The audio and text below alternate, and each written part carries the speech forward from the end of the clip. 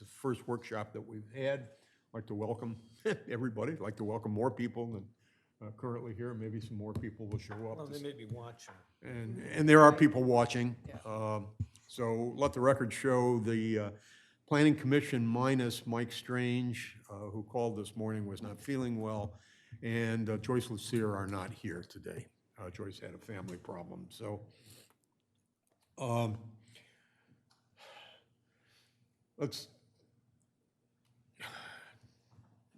I guess everybody out there knows who we are.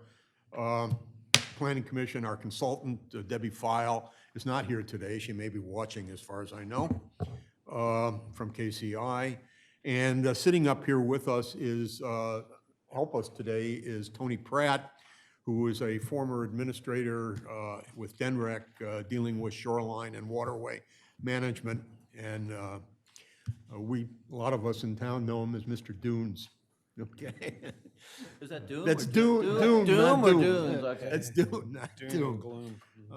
And I guess the word to everybody, to the audience, to the public is, if you've got comments, if you want to communicate relative to the CDP, you certainly can communicate with any of the people on the commission, but probably the best thing is to send any communications through Ann Womack, our city secretary, and that way it gets attached to minutes, gets distributed, et cetera, et cetera, et cetera. So I want to spend just a, pardon me, let's get back up there. Just a little bit of time talking about the process, the CDP. It's basically a state mandated process out of Title 22. It sort of emulates, really, if you want to think about it, from the 10th Amendment of the Bill of Rights, which turns over to the state those things that are not delegated to the national government or which are not prohibited by the Constitution.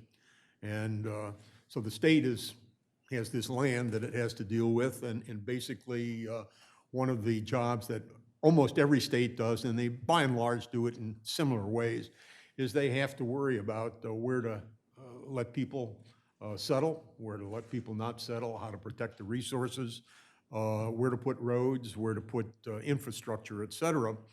And in order to do this, basically land use and zoning issues, and to do this, certainly in Delaware, and it's true in a lot of states, they turn to the individual communities or the counties to prepare comprehensive development plans.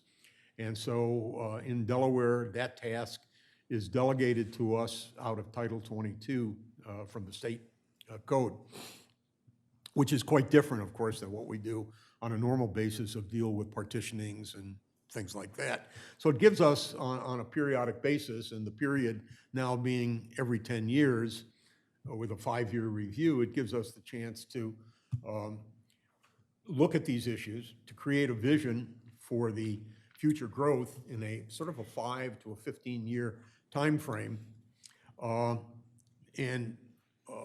Once, that's our responsibility to write it, but our real responsibility is to talk with the public, our stakeholders, which I wish we had more here today,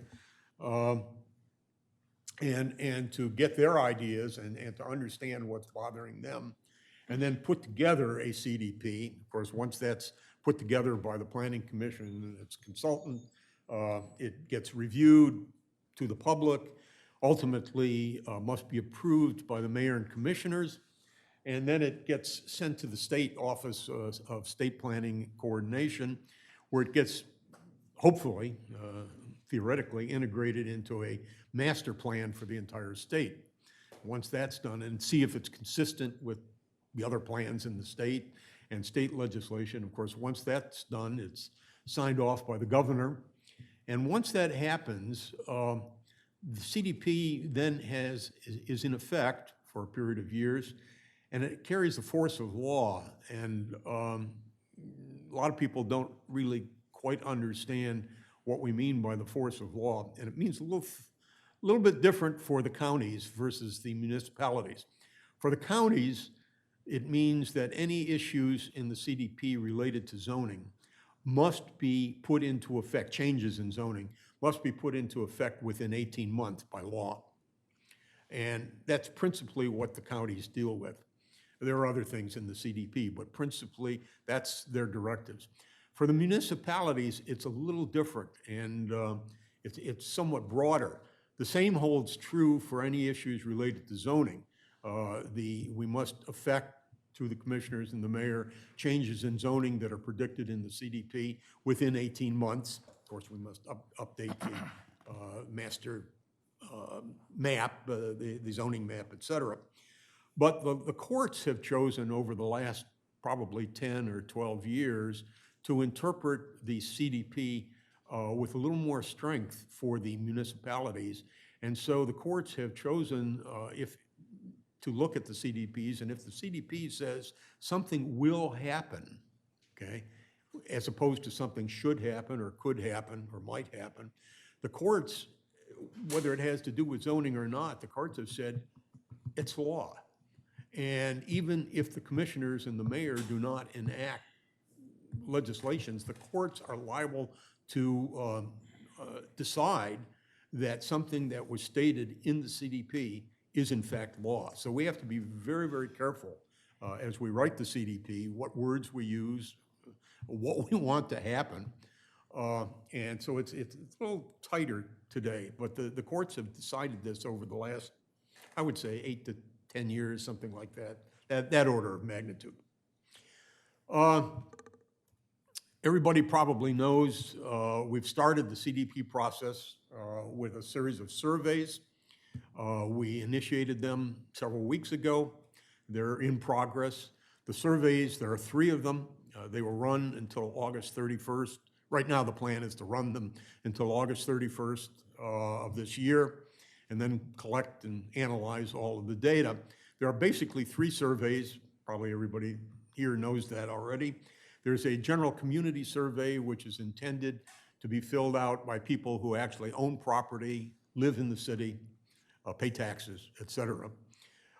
There is a business survey, which is directed at business property owners, business owners, and people who work in businesses, principally, okay? And then there's a visitors survey, which is intended to be filled out by people who come from the surrounding areas, for instance, who do not live within the city limits, but who visit and use the city. And so we're trying to gather information from them. Just as if you haven't filled out the survey yet, the community survey is the longest. It may take you about a half an hour to fill out, that order of magnitude. The business survey is maybe about a 15-minute thing, and the visitor survey is of that same order of magnitude, 12, 15 minutes. One thing to note, and we didn't realize this until last week, unlike a lot of, and they're available 2 ways. They're available online on the city portal, so you can go in and log in on your computer and click away, or there are hard copies downstairs at the front desk that you can get and fill out. If you do it electronically, one thing to be aware of is that you can't go in and come out of the survey and then go back in again. Unfortunately, the software that's supporting these surveys does not support that feature. One thing that does happen, though, is that as you fill out each page, even if you were not to fill out the entire survey, anytime you go from page to page, all of that data is recorded and retained. That's right? Yep. So that's a good thing. It would be nicer if you could enter the survey and come out and go back in. Unfortunately, we can't do that. The workshops, we've decided, yes, I'm sorry. Yeah, just very quick. Yeah, go ahead, Rich. If I may, is there anything to prevent an individual from completing the survey more than one time? There's nothing to prevent that, but we are doing tracking too. We talked about that extensively with Debbie, and her feeling was, because a lot of surveys, they say you try to go in a second time, they say you've completed the survey already. But her feeling was, since multiple people might be using the same computer, a household, for instance, we want to be able to have all those people Right. So then we talked about, maybe limiting it to 4, and she said, well, what if there's 10 people in the household? So, but I think one thing, as David said, we want to ask of her is to track it, and if, she sees an IP address, because they do track it by IP addresses, that if they see an address that appears in there, 20 times, then they might. Yeah, we're might well change aware it. of that problem, and there was not a good way to solve it. Right. Yeah. But we're well aware of that, of stacking the odds. Debbie, our consultant, really had wanted us to hold off until the survey was complete, until we heard from all of our stakeholders and constituents in order to set the workshops. And we sort of argued that we wanted some workshops irrespective of the survey. And so that we knew we would have to have. One of them is today's on sea level rise and basically the environmental impact on the city and the community, which, by the way, is mandated by the state that we do this. And we're going to have another one on the 3rd of August and talk about mixed-use housing in the commercial district and whether our constituents respond to these 2 issues on the survey or not. We knew that we had to have these 2. And so there will be others to be determined. Okay. So this is what we'd like to talk about today, and get some help from Tony in doing so. We want to talk about sea level rise and the environmental issues, and the impact that it might have on the city and the surroundings.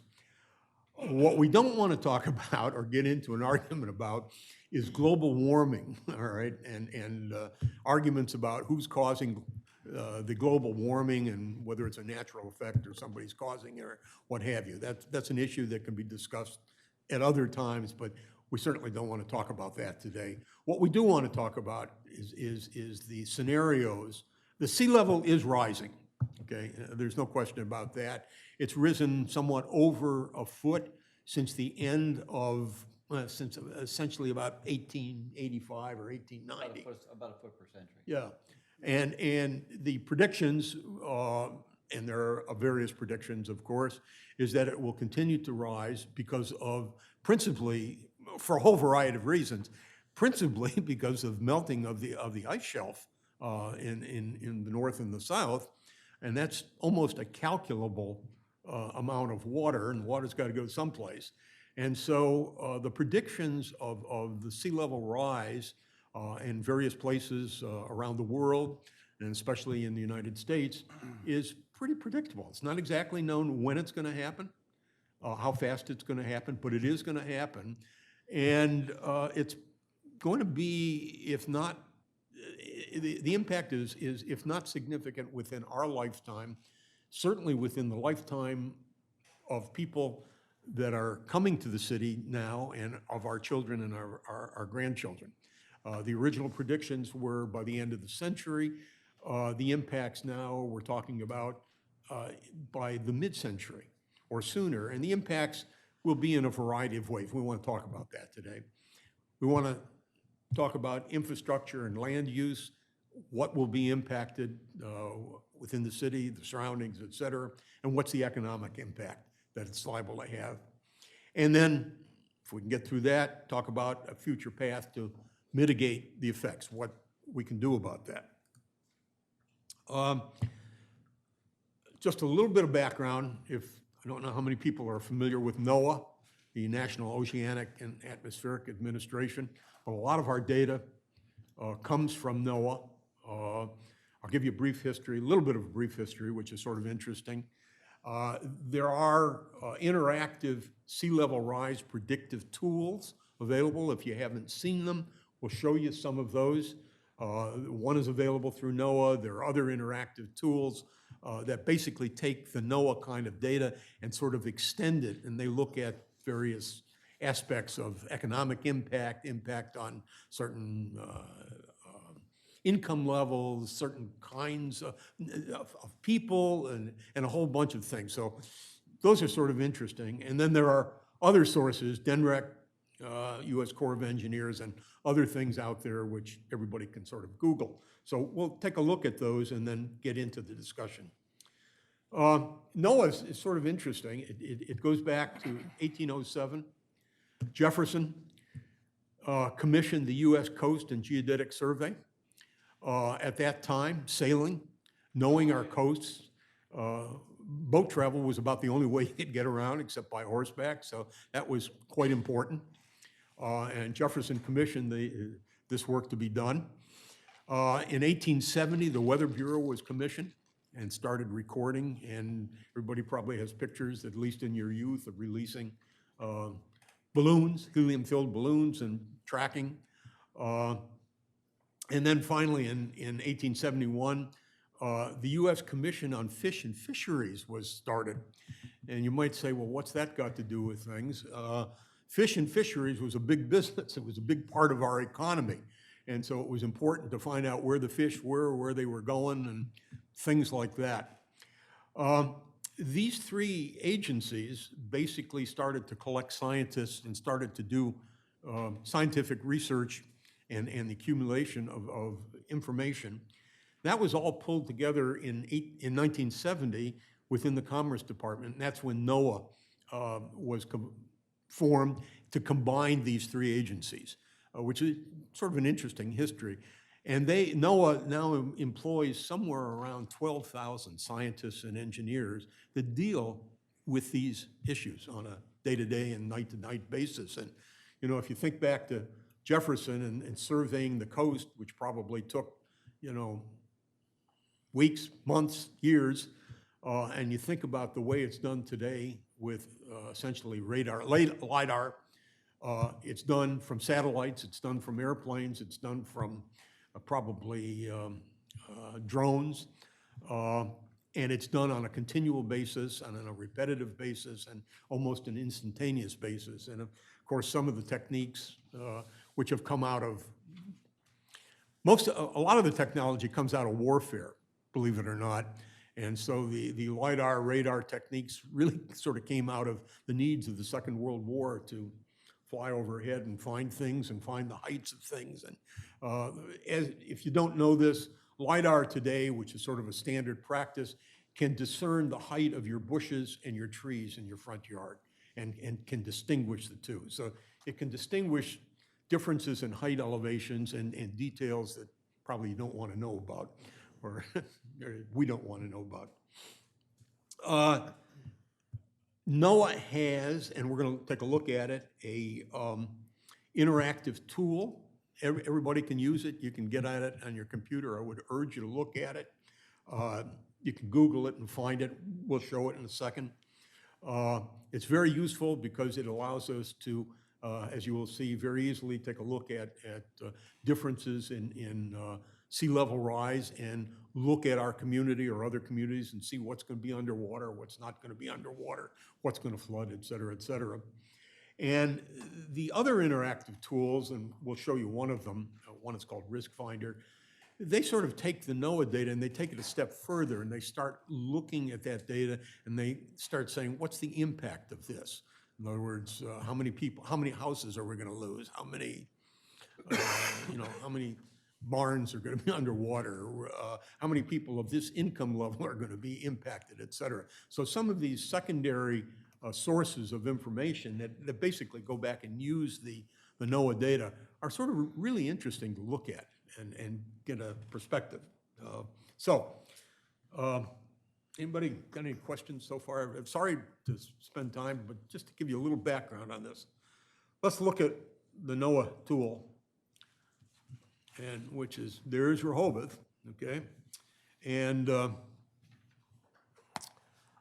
we can back off a little bit, see a little more of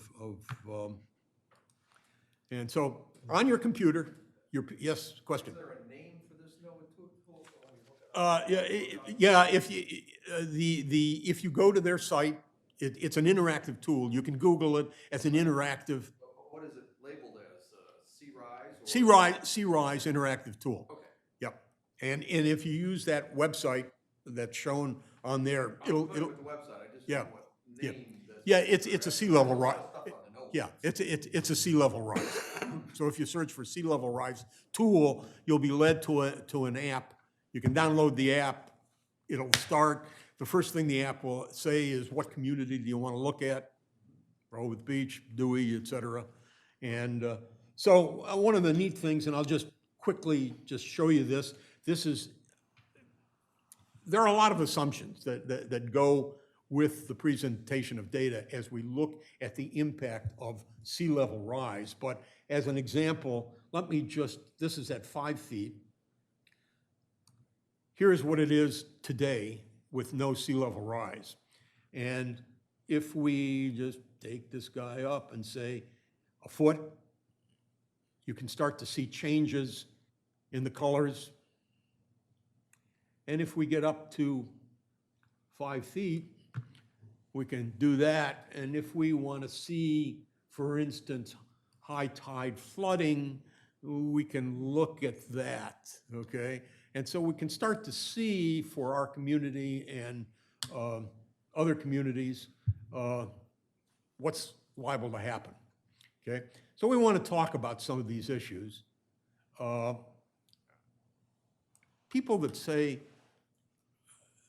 oh, that's way in the future, why are we worrying about this?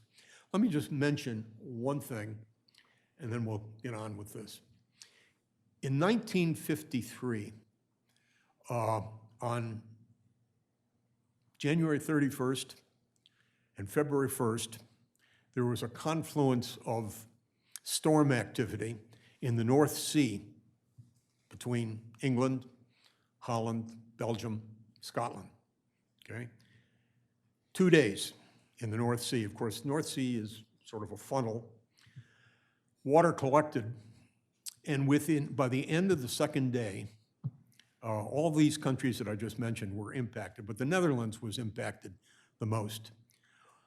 Nearly 2,000 people died of drowning in 2 days. 20,000 farm animals were killed. About 12% of the entire land mass of the Netherlands was under seawater, okay? And it took a long time to recover. Now, the Dutch, who probably know more about living below sea level than anybody in the world, and if you've ever been in Holland, you know that you can drive along a road and you can look up 5 feet and you can see a boat sailing by, maybe 5 feet above you. The Dutch have been living underwater and dealing with that for about 700 years. So they immediately started, after this event, and there were a variety of reasons of why it was so severe, but obviously they weren't prepared enough. They started on a project that would prevent things. And the only reason I mention this, it's called the Delta Project, Delta Works Project. It took nearly 35 years to engineer and build corrections to that event, okay? So when we talk ourselves about the coming of sea level rise and its potential impact, and when we start to understand what the potentials are, we realize that we can't wait forever to do something about it. We should have started before, and all I'm saying is that it takes time. And especially when it takes time and you already have the technology, which the Dutch did, and it's questionable whether the Americans do or not. So with that in mind, that's sort of a preface of where we're going. Tony, do you want to say some things? Sure. Be glad to jump in. Thanks for inviting me today. It's a pleasure to see you all. You want to speak into your mic, by the way? I will. I'm getting there. It's a pleasure. And by the way, anybody have any questions, just raise your hand and interact. Yes, please. It's interrupt me, stop me anywhere along the line if you like. By just way of introduction, I just retired about a year and a half ago from DENREC, 38 years with the agency in the shoreline and waterway management section. Excuse me, and I've been dealing with Delaware's issues with storms and sea level rise for about 4 decades now. And so whatever that has brought to my attention, I'd be glad to share with you today. A couple of reflections, and let's start, David, very nice introduction and summaries today. Lots of interesting facts, websites to listen to and look at. The Dutch in Holland. A couple of interesting notes. I was there when I was a very little boy for a couple of weeks. My father did a lot of foreign business, and I was in France when I was 8 years old. But a lot of colleagues use Holland and the Dutch as examples of how they've dealt with their issues. And interestingly enough, the picture we have in our heads of the little Dutch boy who sticks his finger in the dike, which is a big wall, which is a very misleading image, because what the Dutch have as far as protection against the sea is primarily beaches and dunes. That's what they have created over the years. And the reason they do that is because it's very effective and it's very natural and it's sort of working with nature in a large capacity. The Dutch also has their fight against the sea as their national defense budget. That's really what they are defending the country against. So they have their order of magnitude probably in good balance, whereas in this country, unfortunately, we do not. We have a very high defense budget against foreign terrorism, foreign wars, foreign enemies, and we do very little in this country, and I'm just going to only preach for 1 second. Natural hazards are probably every bit as threatening every year as the unnatural man-made hazards throughout the country. And it's storms, it's tornadoes, it's earthquakes, it's fires. It's everything that we deal with. And we don't have our priorities nationally probably where they should be better served. I will stop preaching. That's the last word I have on that. Let's talk a little bit about Delaware. And David, nice comments about sea level. I'm a geologist by trade way back in like decades and decades and decades ago. And so I will share with you a little bit about the geologic position we're in, because it is important for you all to understand just a little bit about this. Geologists tend to think of things in millions of years and hundreds of thousands of years. We are technically in what's called an interglacial. An interglacial means we have had an ice age. We're in between two ice ages. We're a warming trend between two ice ages over tens of thousands of years. The last ice age began to retreat around 15 to 18,000 years ago, at which time the Atlantic Ocean was out beyond the edge of the continental shelf. And if you go offshore and you fish in the canyons that exist out there, it's where the Hudson River and the Delaware River and the Susquehanna River flowed over the edge of the continental shelf in massive waterfalls and carved big canyons where we like to go fishing from Marlin and things like that now. And so we cut away from 18,000 years ago to today, and sea level has been rising with various rates over that 18,000 year period of time. Prior to that last ice age, the entire peninsula as we know it now was underwater. This was all sea bottom. And if you dig around in Delaware, Smyrna is a great example. Smyrna is so landlocked. When they built SR1 and they had to have use some borrow areas, they found great fossils of sharks and whales and all sorts of marine species in Smyrna, Delaware. We have been underwater several times. We will be underwater again. We as humans don't like to think about things in tens of thousands or hundreds of thousands of years. So we put our planning efforts into human timeframes, things that are affordable, things that we can actually focus on, and things that we may have some control over. And this is what planning commissions are asked to do. Let's look at things in realistic timeframes. What is going to happen in the foreseeable future? But while we're looking at that 5 to maybe 15-year planning effort, we can't lose sight of the steps we need to take to prepare ourselves for 25 to 30 to 50 years out because of what inevitably may come. Rates of sea level rise have varied. There are 3 components that make up the rate of sea level rise in our communities. Primarily, as David mentioned, it's the melting of the glaciers over the years and the melting of ice over the years, adding more water to the ocean basins. But when things warm up, they expand, and the oceans are warming globally. And as the oceans globally warm, they expand as well. So there's thermal expansion of the oceans in combination with more water in the oceans and cold water that's coming from the Antarctic and Arctic and coming into the mid-latitudes and also warming. So there's expansion of the ocean basins through thermal expansion. And we have something that's called subsidence or subsidence, whatever way you want to pronounce the word.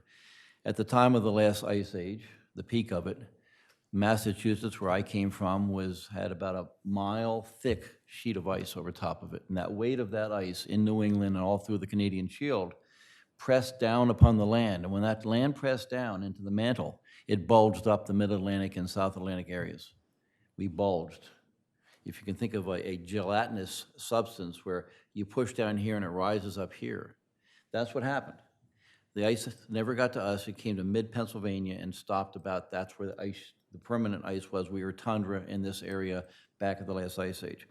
As the weight of the ice has been removed over tens of thousands of years, that land is rising back up. There's actually rise of land in the Maine coast and other areas, and we are subsiding, we're going back down. So we have a combination of thermal expansion, extra water, and some subsidence going on here, which gives us what we call relative sea level rise rate. There's eustatic, which is global, what the oceans are doing all by themselves, and then there's localized sea level rise rates relative. I'll take all these factors into case.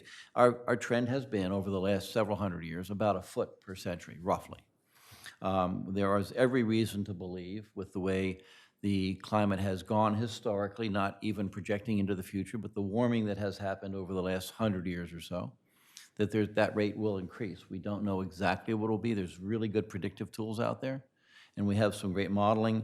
I will caution just very quickly, the modeling that goes on assumes two things. It assumes that the land will stay static as far as elevation, and it will assume that water will inundate static land. And so it's called, by collection, it's called bathtub modeling. You have a rim and you have a basin, and it comes up over that rim.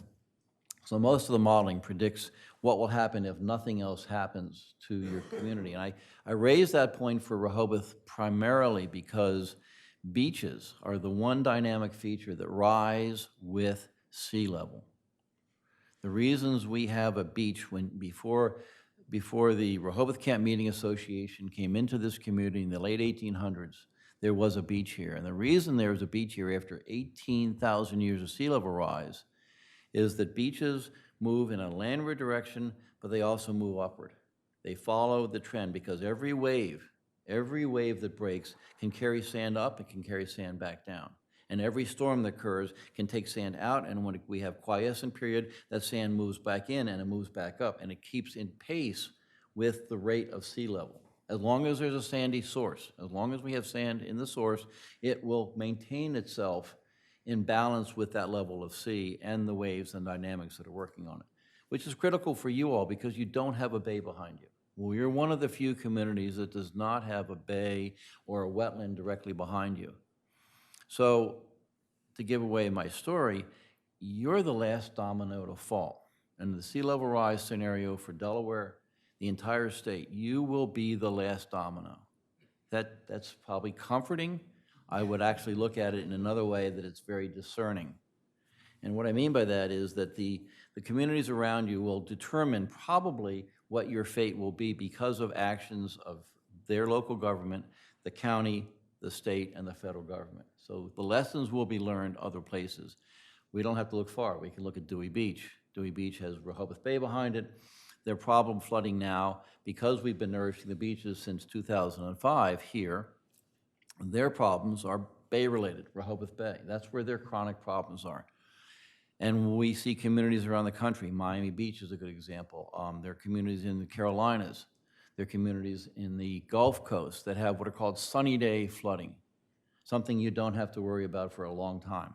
Lewis is beginning to be on the edge of sunny day flooding. What that means is you have a tide that is set up not by a big storm, but by spring tide, which is an alignment of sun and moon on either a new moon or a full moon, which gives an amplitude to the tide, and perhaps an onshore wind. And it's a sunny, beautiful day with a little onshore breeze. The tides are running a couple of feet above normal, and now we have roads that are underwater, not in stormy conditions, but when the sun is out, and this is becoming a chronic problem. Charleston has it in South Carolina. Miami has it. There's communities around Florida. And they're beginning to understand what they need to do. There have been efforts made throughout Florida to begin to raise roads. And Miami Beach has been raising some roads a mile at a time where there's been chronic problems because you can't afford to keep going through seawater every 2 weeks, because that's kind of the cycle that seems to be happening for them. So all that said, what do we stand for the effectiveness in what's going to be the effect in Rehoboth Beach and what you should be looking at? In combination, and David, I appreciate your comments about not getting into debates about causes of climate change, but there is one aspect of climate change that I do want to touch on. We live in a dynamic connection between cold air and warm air, particularly in the winter, when the southern warmer, more tropical air is around Hatteras, and we have the northern Canadian air mass is here, and it's what generates, by physical processes, what generates the coastal lows that beat us up so badly. And it's that dynamic, I'm not going to get into physics of meteorology, but is that dynamic of a low-pressure system that can pull in warm air from one side and cold air from the other, and that deeply embeds and creates a cyclone and rotation for a low. And as we get that more of that differential, there are climate predictions that say we will become more stormy, that what we've had in the past, things like Sandy, could become more commonplace. Now, any of you who tracked Sandy while it was coming up the coastline, and it made that dramatic 90-degree turn, which was exceptional, but it made a 90-degree turn and came into the northern third of New Jersey. For about a 24 to 36-hour period, as they were modeling it coming up from the south, we were the bullseye. That's where it was going to turn. We missed that. And you think about the whole entire eastern seaboard, we missed that by the width of a hair. It was a tiny little disturbance to the atmosphere that just went boop and went there, instead of going boop and came to us. So everything that we learned in New Jersey from that storm could have well been us. If that storm had hit in Ocean City Inlet, which was a real possibility, as bad as North New Jersey was, that could have been us. And so a couple of things come to mind. Let's talk about post-storm scenarios first, and I'm going to talk about beach management second. If I might. Yeah, absolutely. Just maybe more of a question, but I think we're used to hearing, for instance, in terms of predictions, the 100-year storm. And everything I read, and I interpreting, I think what you said, is that the 100-year storm may not be a 100-year storm anymore. It may be a 50-year storm or a 10-year storm, or it may be every year storm in a sense. That's a great point. So let's talk about that for a second, because I think that's a confusing term for most folks. So when we rate things on a 100-year flood level or a 100-year storm, we tend to think, and I've been presenting to constituents around the state for low on 40 years now. The people think that, okay, well, we had that storm and it's a 35-year event. We can go 25 years before we're likely to see it again. The odds of that storm happening are equal every single year. A 100-year storm means you have a 1% chance of that storm occurring this year, 1% chance. Next year, you still have a 1% chance. Next year, you still have 1% chance. It's like flipping a coin. If you say, oh, yeah, I flipped a coin and it's gone heads 10 times in a row, it's got to come up tails. No, the chance of it flipping onto heads or tails is always the same no matter what you do. So a 100-year storm doesn't necessarily mean we got a grace period of 50 or 100 years. But it is a term used by engineers to take flood levels and storm levels and determine, if we look at the historic record, how often has this occurred? This happens so exceptionally that it only happens perhaps once in 100 or once in 50 years. But number one, data has gotten better. We have better tracking than we ever used to have. We can't go back to the 1700s and accurately reflect what happened in Rehoboth Beach in 1750, because actually nobody was here. A few people were here. If a storm happened, they probably went a mile inland and they came back later. So we don't have the historic record that we really need to have to really discern this stuff. And as our database enriches, and as climate is changing and has changed, and now that we have infrastructure in place, we're getting better at that. And I think that those levels are sliding downward. That when you have 200 or 300-year events in a 5-year period, it's bucking statistical opportunity. However, it does occur. In fact, we had northeasters, it was in the late 80s, I want to say 86, 88, something like that. We had 2 northeasters 2 weeks in a row that were like 25-year or 30-year events. Well, the atmospheric setup was ripe for that. And, you can have that. You can have a seasonal or a weekly kind of variability in the atmosphere that it will lend itself to those kind of storms. Some years we have shear on hurricanes and we have very few hurricanes anywhere. Other years we have 15, 20 hurricanes because there's no shear and all the things are working.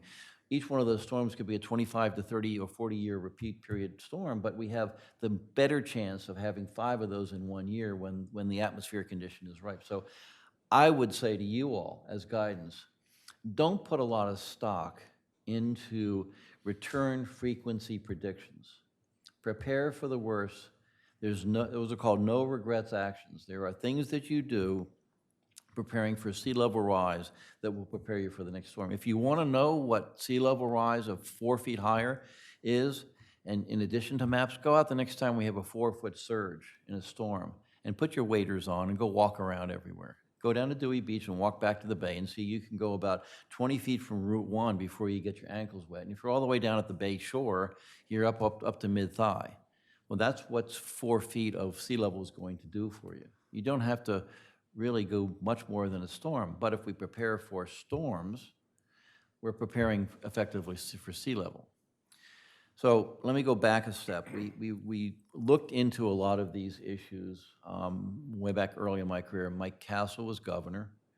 I started working actually when Pete DuPont was governor. 1980 is my first year working in Denrec. And Mike Castle became governor, and he put together an environmental legacy report, followed by a report on beach management and sea level rise, and I was instrumental in putting that together. And we began to look at how we would invest in beaches. And so we nourish beaches. We nourish Rehoboth and Dewey and Lewis, Broadkill Beach up the Bay Shore, and all the communities to the south of us are being nourished. And so when we rely on sand as our protection, like the Dutch do, it's very effective. It gives us not only the protection that we need and want. The boardwalk has not been wiped out since we put the beach and dune in place. We sacrifice sand. We don't sacrifice infrastructure. Molly Murray, bless her heart, was a reporter for the News Journal, and she interviewed me constantly after storms. And she asked me before one of the storms, one of the nourishment projects, she goes, well, Tony, how will you know when you have success in beach nourishment? And I looked at her in the face, and at that time, every time there was a major coastal storm, all the press and everybody went down to South Bethany and looked at the water hitting the edge of Ocean Drive and under the houses. We're watching steps slip away, and we're watching decks slip away.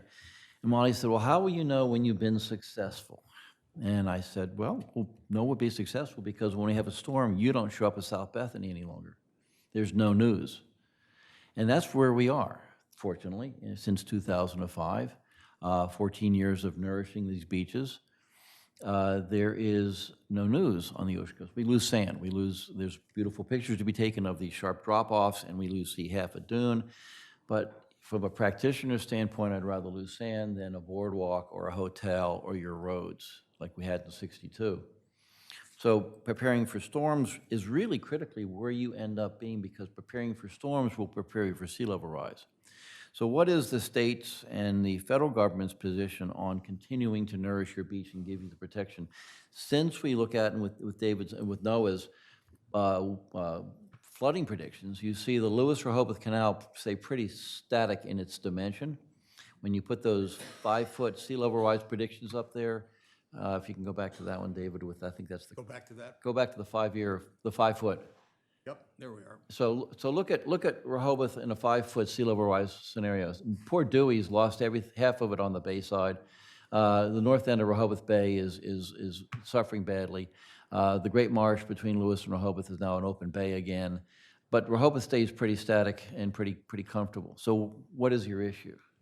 So under the current trend, 5 feet of sea level rise would give you about 5 centuries. We're thinking it's probably more like 100 years at this point. But what is your issue? Your issue really primarily is the beach. Now, not only is the beach what protects your community from storms, but it is the reason you exist. If you took everything in Rehoboth Beach and moved it to Bridgeville and tried to operate all your businesses and everything that you have and try to rent your rooms and try to resell your houses and you all lived in Bridgeville, tell me what the economy would be. It would be Bridgeville's economy. What's the difference with you and Bridgeville? One thing and one thing only. It's the ocean beach. The fact that you can see the ocean and use the beach. So that's critical to your life and soul of this community. And we understand that. We know that the economic driver is recreational use of that beach. The beach is built to protect your infrastructure and to diminish the federal and state costs of response to storms. But fundamentally, we also know, we at the state level, although the federal government won't acknowledge it, It is the tourism, it's the use of that beach, the enjoyment of that beach that keeps all your businesses busy, keeps all of your real estate values high, and is the reason why you can't find a damn parking space at 8:30 in the morning on a Saturday. But that's why you're so popular. I came in from Lewis today, and the lineup to get in here, I went through only 2 light changes, but it was 2 light changes, and everybody's dispersing, and they're hitting all the restaurants right away, you know? Good luck going to Rise Up this morning at 8:30, you know, 2-hour wait or something. No, you're not going to do it. And from the coffee and the bun to the beach is the next step. And then it's the hamburger and the pizza, and it's Playland, and it's all the things that everybody loves to do. But if you didn't have the beach, they wouldn't be here. Now, let's take the scenario of the Atlantic Ocean coast of Delaware. From Cape Henlopen into Fenwick Island, there's 25 miles of coastline. You are the community that has no bay behind you. Bethany has no bay behind them, but if you look at downtown Bethany, it's got the Loop Canal that comes into Salt Pond, and the Loop Canal floods and floods all of downtown. And so they are extremely vulnerable to sea level rise in town. You're not. You're the only one. You are the only one that's not. Good for you all. Now, that said, what's going to happen around you is that, and I don't mean to be like the doomsdayer, but at some point, when the economic return of the investment of nourishment is not met by the return on economic values in the community, communities like Dewey and South Bethany and Fenwick will begin to close up shop. And we don't have to look very far to see what that's like. We saw it in Miami Beach. Let's use Miami Beach as a great example. Miami Beach in the 1920s, 30s, 40s, and Atlantic City, parallel example. Beautiful beaches, and everybody came from far and near to go use those beaches. And when the beaches disappeared, and they did, they disappeared. When the beaches disappeared, you had all these beautiful hotels that became unpopular. Nobody wanted to rent them. So very first thing, we have played this scenario out in our head, and this is what is going to be guiding you all in your decision-making as to what this community could be. If the beach begins to diminish, and I can show you, I don't have it with me, but in 2005, when we did the first nourishment of Dewey and Rehoboth, we started in March in Dewey Beach, and we finished on the 4th of July weekend in Rehoboth Beach. That was the last day of pumping, was the 3rd of July of 2005. And I was here to watch it. Henry Horsey and I stood on the boardwalk and said, oh, there you go. And the Memorial Day weekend, I took a picture from the top of Atlantic Sands, Memorial Day weekend of 2005, taking a picture looking at Rehoboth Avenue from the top of the Atlantic Sands and shooting that way. The dry sand, the sand that was between the boardwalk and the high water line, was about 15 feet wide. That's what you had going in on Memorial Day weekend. It had not been pumped.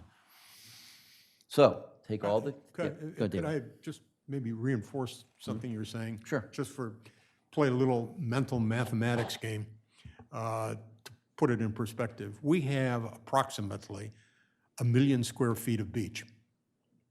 Okay, approximately. It might be a little bit more, in our 1 mile of town. If you think of a person occupying a towel that's 3 feet wide by 8 feet long, that's almost 25 square feet. And if you say a 25 square feet into the 1 million square feet, that's about 40,000 people, which is just about the right number of people that we know come here. And so the fundamental question, and what Tony is getting at, is what happens if only 20,000 people can come here, or 15,000 people can come here, if there isn't 1 million square feet of beach?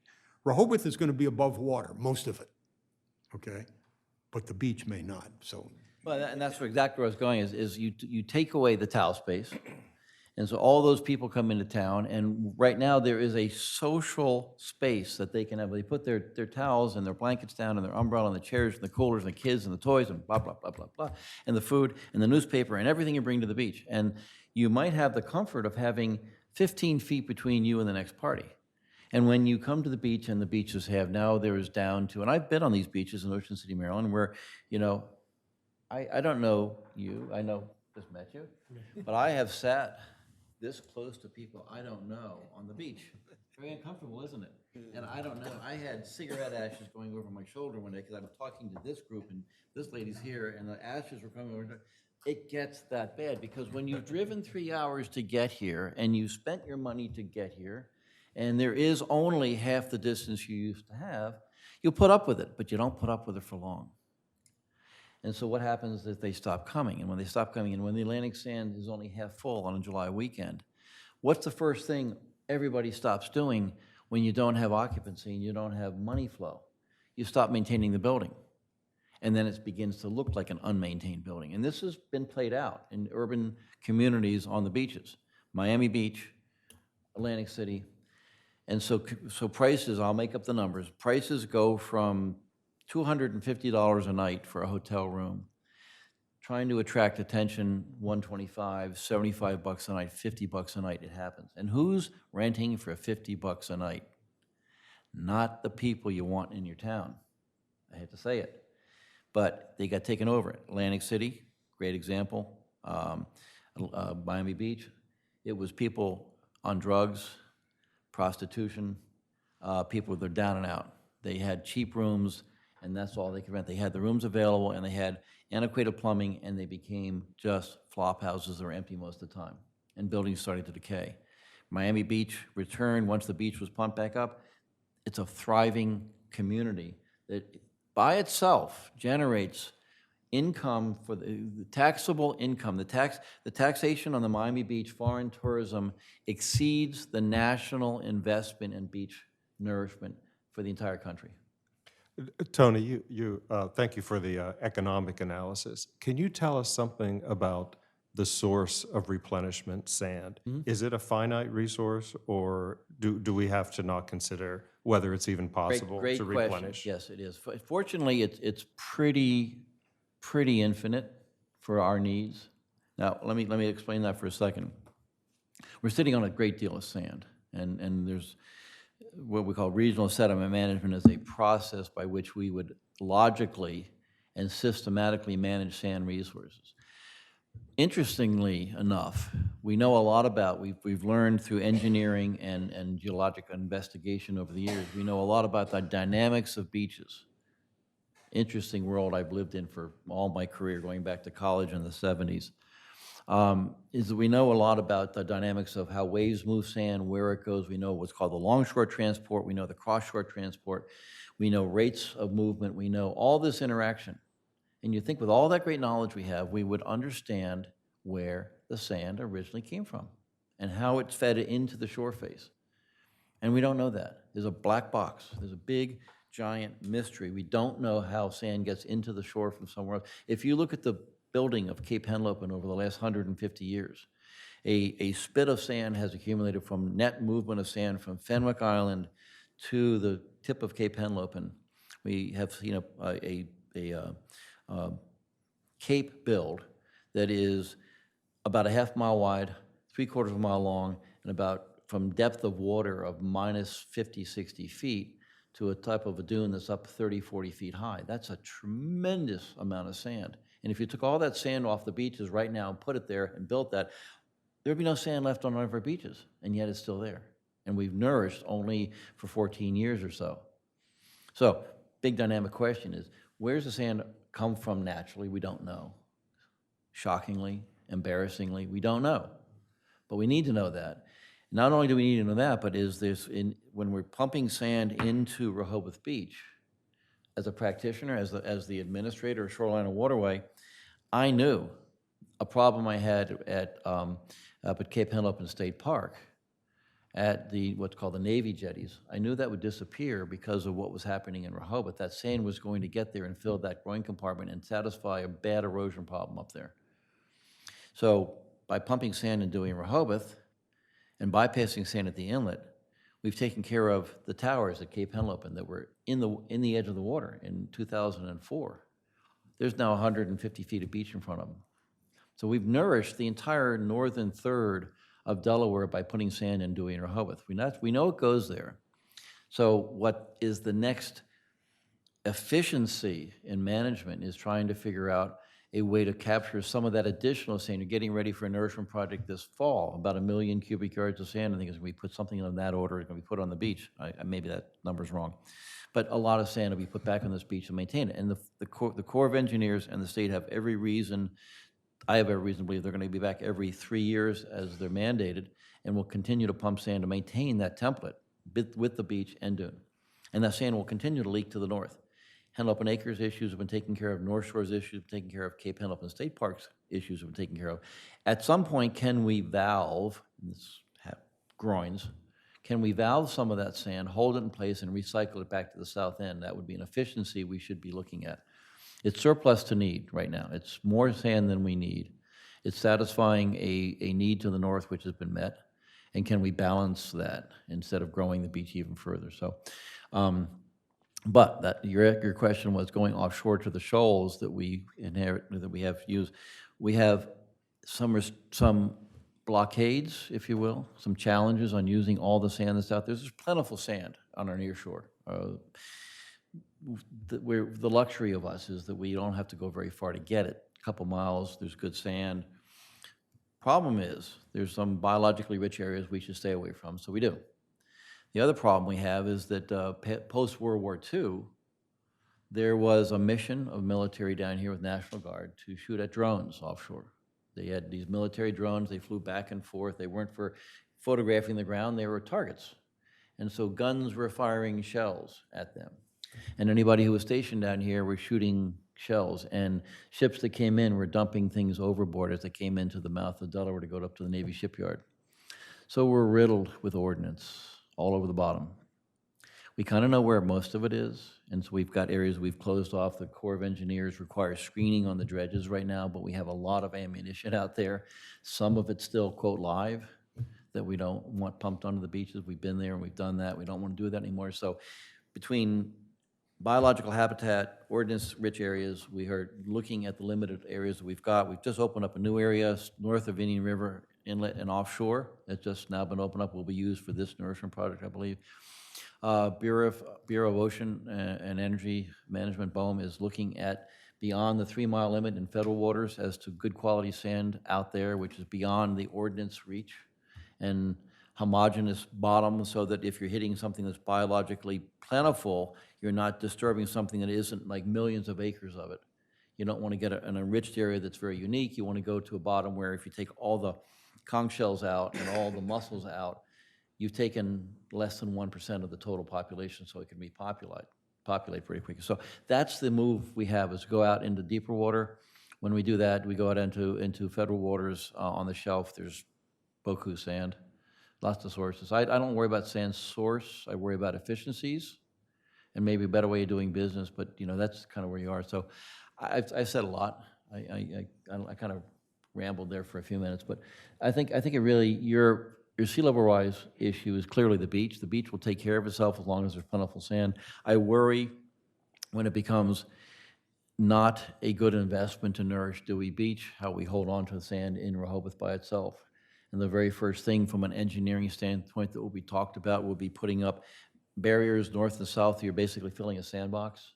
That would probably be a consideration of where we would go for maintaining the beach. But the beach is the issue for you all. Would we consider moving the beach westward? Yeah, there's always that, and it's really comes down to less an emotional argument, more of a practical argument. What are the two costs? We looked at, DenRec, I still talk about it like it's we.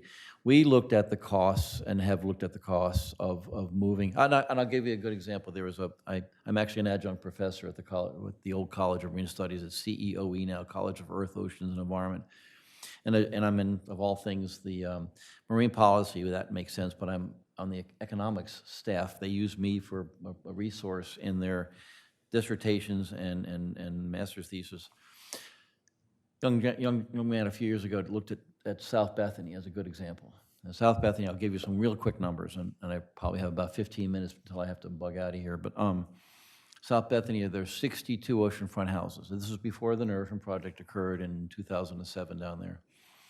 And this young guy looked at the 62 houses and said, well, what would be the cost of moving those 62 houses? We have 62 houses, a road, and then 62 lots behind it. So how about moving this? This is the practical application of retreat, and versus the cost of pumping sand. And this is what you have to, I don't have an answer, I will tell you what goes into the figuring. I'll make up the number, which was pretty accurate. The initial nourishment at South Bethany, which had no dune, and water was under the houses all winter long, basically, and was up against the edge of Ocean Drive where there was a revetment keeping the road intact so it wouldn't collapse, except in a few storms. It still did.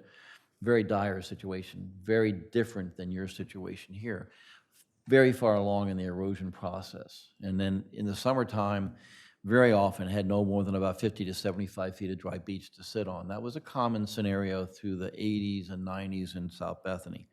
So looking at that, you say, well, that would be a logical place to move the houses back. So let's take a quick look at that. 62 oceanfront houses within the community of South Bethany. To nourish that beach and build a dune, go and step in front of those houses, step 50 feet out in front of those houses, or 75 feet, I think it was, build a 100-foot wide dune and 200 feet of beach in front of that. Cost for that initial construction was around 15 to 18, maybe, let's just say $20 million. 20 million, let's just use a rough number. A lot of money, big time. Well, maybe we would have been better off buying 62 houses and moving them out. 62 oceanfront houses. The value in those houses, if you took that same house and moved it to the west side of Route 1 and put it on the same size lot, the value over on the west side of Route 1 is about anywhere from a third to a half of what it is when it's oceanfront. And the term for that in an economics world is called proximity value. And remember the term proximity value. You're paying not for the structure in the lot, you're paying for the fact that you're approximate to the beach. There's an amenity that goes with that which increases the value. So proximity value is all important in this scenario. You go in and buy 62 oceanfront houses. Now we're comparing against a $20 million initial construction cost for the beach nourishment project. 62 oceanfront houses valued at that time, selling for around $600,000 to $700,000 to $1 million, $600,000 to $1 million a piece. But devalue it to an easy number of $500,000. So you just bought 62 houses for $31 million. $31 million versus the $20 million. Now you own 62 houses. Now you have to do the inevitable, which is to move those houses somewhere else. Do you take them to the landfill and get rid of them? Then you got a landfill cost, which you have to consider. Not just the actual tonnage fee, but what you've done, you filled a landfill that probably had 50 years of expectant life, and now you've probably diminished it by 10 or 15 because you just put 62 houses in there they weren't counting on. But you don't do that. You try to find some place to move them to and sell them to somebody. So maybe there's some profit. So maybe the 31 million is reduced to 20 million. So you're about equal costs to get rid of the houses. But underneath those houses, there's a lot of rubble that sat there. You're going to turn this beach over to people to use for recreational purposes. Now you got to clear the sand. Okay, and you also have right behind you a road and all the infrastructure that now has to be moved because it's not so simple. You've got sewer lines and water distribution lines. You've got to move them back and all the power lines back to now service the new oceanfront houses, 62 that are oceanfront. And by the way, you just made them oceanfront, so now they've got proximity value. You took a $400,000 house and made it a $1 million house. And through that exercise in South Bethany, you gained 75 feet. That's all you got, versus 250 feet of beach and dune. So you really had to buy out the second series of houses as well. And so you're in, our numbers quickly went up to about $100 million to gain the same location of dune and beach than $20 million to put it in place. So the numbers are way off right now. If we had to nourish that beach every 6 months or a year to maintain it, because it's as you will become the salient, you'll become the point of land with everything else retreating behind you at some point. I won't be here to see that, but that's probably what's going to happen. That's the point at which you say, all right, we got to get the hell out of Dodge because we can't maintain it. And by the way, people stop coming because it's just not enough amenity here. So that's a long-term prognosis. I think in the short term, the realistic timeframes, what we're doing is the right thing to do, and we'll maintain your amenity that gives you so much benefit. Is it likely that the funding for the beach replenishment will continue to be carried by the state and perhaps the federal government, or is this something that's liable to be passed off to the local communities? Really good conversation that's ongoing. Sussex County has just been given the go-ahead through state legislation to have a accommodations tax and could become a player in cost sharing. We'll see where that goes. Originally in 1988, under Mike Castle, it was proposed that the future cost of nourishment would be shared between the communities and the state of Delaware, and it was set up to do that. In fact, Rehoboth began to levy a tax to collect money to cost share with the state. The General Assembly made a decision that that was not the way they wanted to go. And so they passed a change in the accommodations tax at that time that allowed 1% of the statewide accommodations tax be used. That's where that came from. That's replacing the community involvement. And that's where the 1% accommodations tax change came from. They actually incorporated 2% increase. 1% went to the tourism offices, and 1% went to beach preservation. And so that's what we've been working on for a number of years. That's generating about $3 to $3.5 million a year statewide right now. So it's been a pretty good figure. But if you look at, we had a retreat in Lewis about 6 months ago. So where Denrick said, and it was started under my watch, we project out all the commitments we have for shoreline and waterway management. We don't meet those requirements by the revenue that we're getting. $5 million in the bond bill this year, which is a nice plus up from what we've been getting in the past.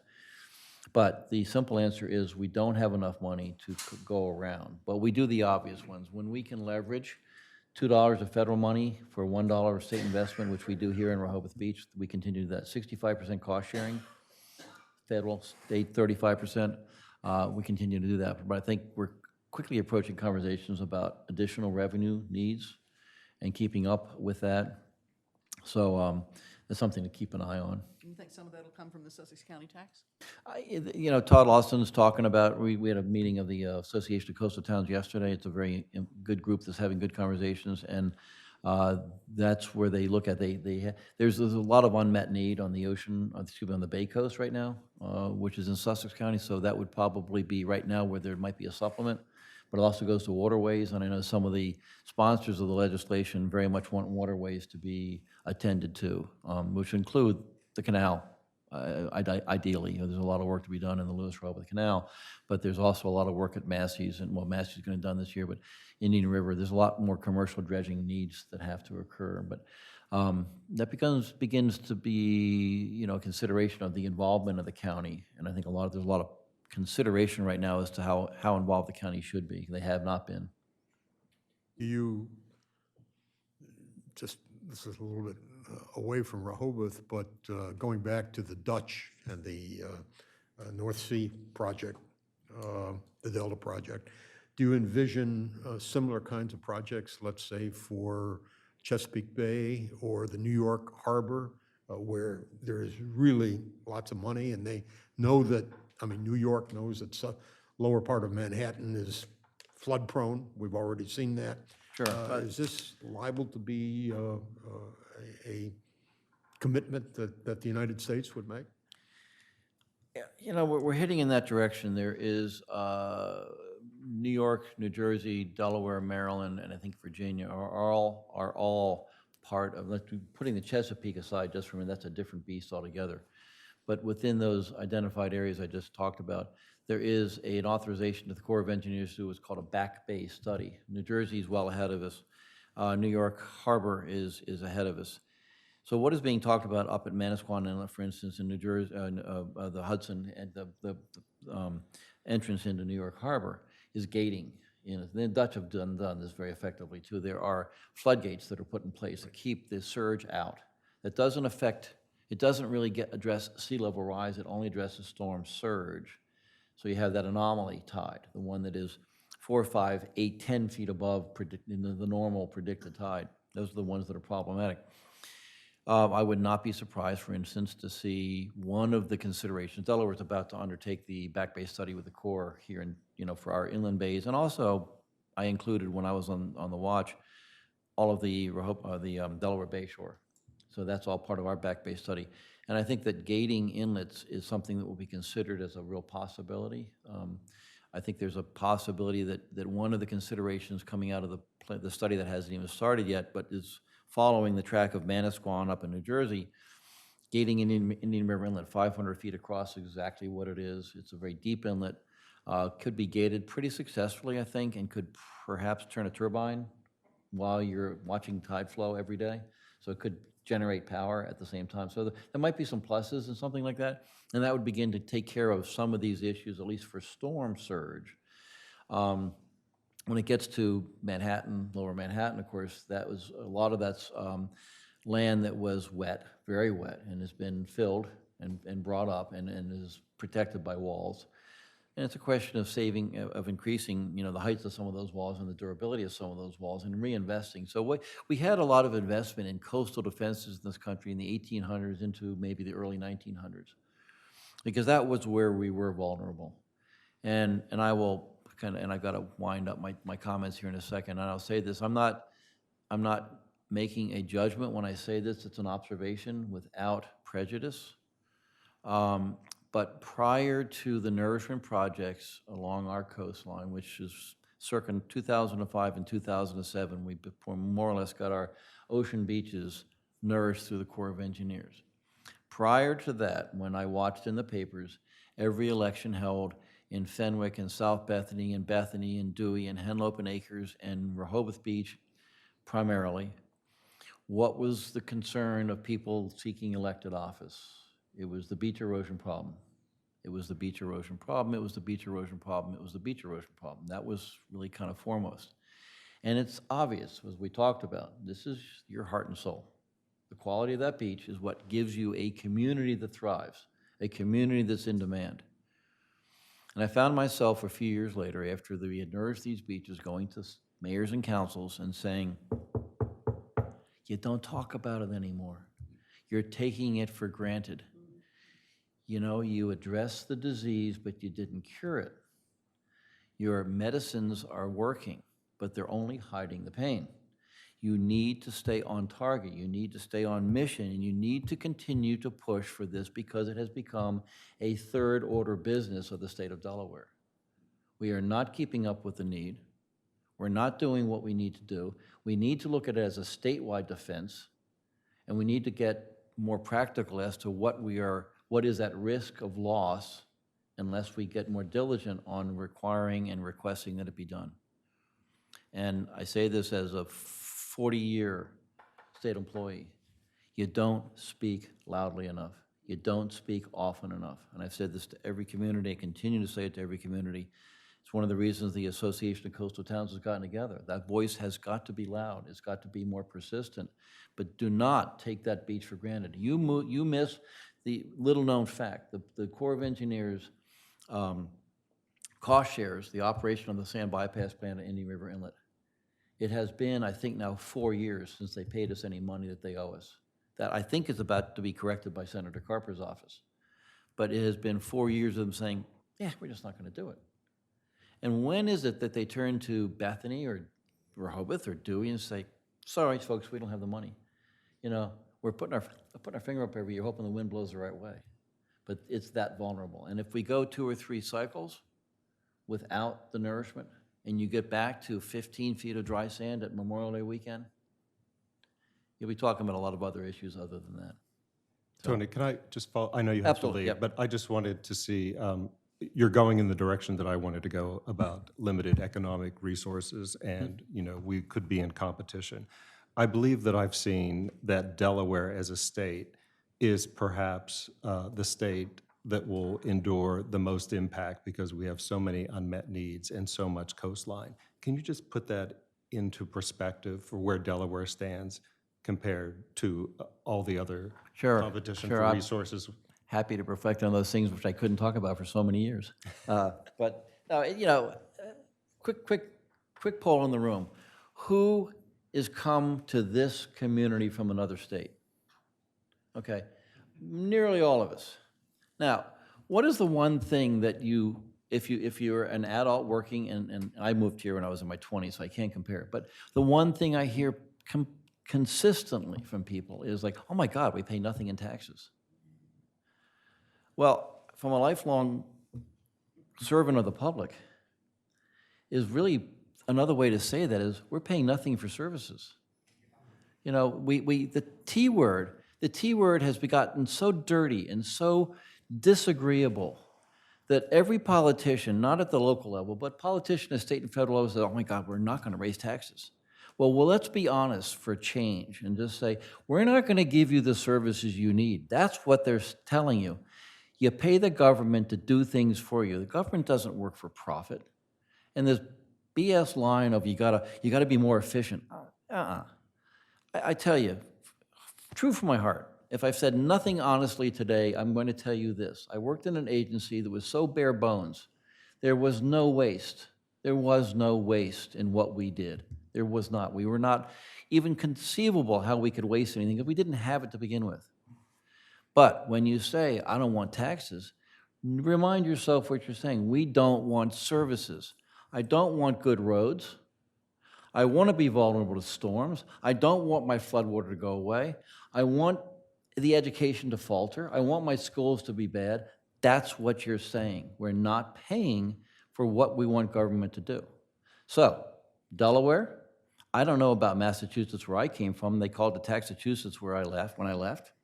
It probably still is. I have lost touch with that. But, you know, are we doing what we need? Absolutely not. And we're so pleased every year to say, well, we had a reduction in taxes. We didn't tax you anymore. Well, be honest. If you don't want the services, then just say, I don't want the services. I'm glad I'm not paying taxes because I don't get the services. So you can take it upon yourself. You can tax your own community and provide those services, or you can knock on the door of your legislators and say, I'm mad as hell. I've had enough of it. I want to have the services that we're not getting. But enumerate what those are. If you want channels that are open for boating, we need to have that. If you want protection against storms, we need to have that. But there's no voice. There is no voice. Nobody's asking for it because, who wants taxes? So, no, we're not meeting our needs. Thank you. Can I pose a question? Just from my understanding, had Hurricane Sandy hit here, okay, and I guess either that scenario or in terms of what happened in New Jersey and New York and so forth, how was that dealt with in terms of funding, in terms of federal funding and the state funding? Like, who paid for the restoration? And had that happened here, would it have been different? And like my follow-up question is, if we're shifting now, we're assuming that those kind of events, as you said, are going to happen with more frequency, that this is sort of maybe built into the cake, that we have to plan for that kind of activity and how we're going to deal with that and everything like that. How would the funding, obviously addressing that we're replenishing the beach based on a hotel tax or something like that locally, but I mean, if we're really going to get real about this, where would that funding originate, and how would if you can just sort of get a general sense of how that would happen? We would like, ideally, we would like to rely on what's called regular order funding from the federal level, which would be the budgets every year would meet the need of the nation for all natural hazards. And I kind of group in my world, I'm the president of American Shore and Beach Preservation Association, a national group. Been president for quite a number of years now, and an officer over decades. And we talk about this quite a bit, but natural hazards in this country exact a toll every year.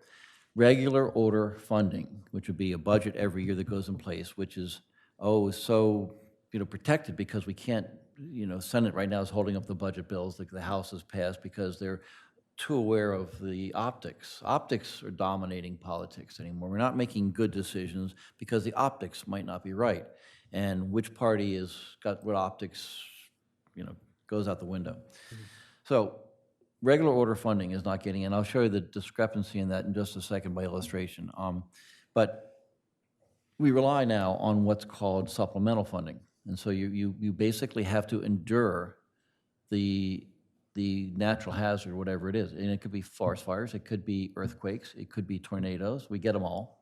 And it could be hurricanes, and it could be extratropical storms, it could be any number of things. It could be Midwest flooding from rains. We're having everything this year. Just had earthquakes in Southern California. So in any of the natural hazards, you rely on what's called a supplemental. Congress meets and says, well, we have to add to the current budget to meet this. Sandy supplemental was $65 billion. 65 billion, roll that around a little bit, 65 billion. And I helped my former secretary, Colin O'Mara, prepare testimony for Environment and Public Works Committee in the Senate. He and I both testified there several times. Senator Carper's the ranking member of that committee, so we get invited over all the time.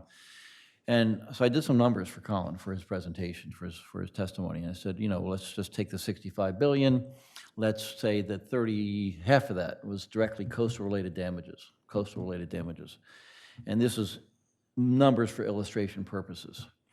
And if you took 30 billion and said that was directly related to direct coastal damage, which is a conservative number in my opinion, things that really were wiped out badly, and you took that 30 billion and you invested it in the entire nation over 30 years, that'd be $1 billion a year.